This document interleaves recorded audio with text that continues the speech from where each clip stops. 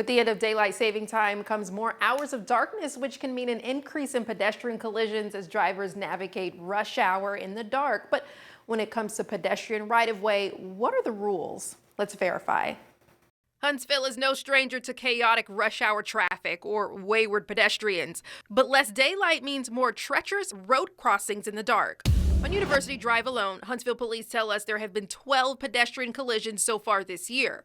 But do pedestrians always have the right-of-way? Let's verify.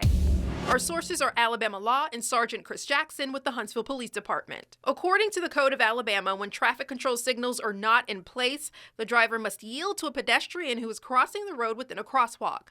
However, someone crossing a road at any point outside of a marked crosswalk or unmarked crosswalk at an intersection must yield the right-of-way to a vehicle.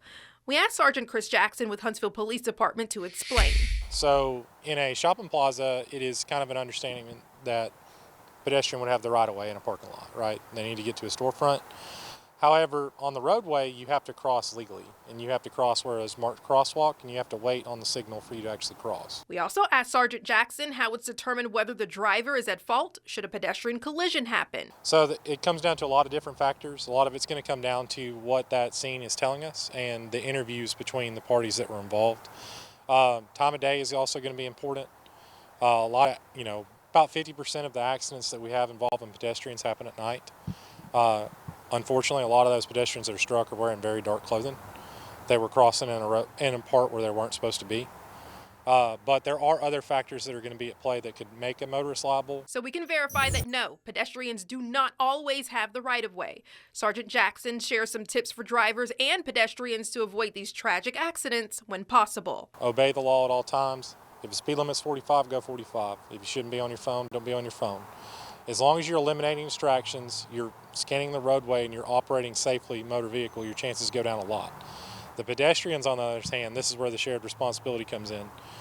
On these large thoroughfares, University Drive, the Parkway, places like that, you need to go to an intersection where you can legally cross the road.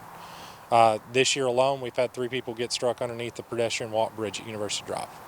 So use the walkways, use the crosswalks, wait, even if it means walking a couple hundred feet up the road, adding a couple more seconds to your travels to make sure that you got there safely. And if you have something you want us to verify, text us at 256-382-2692.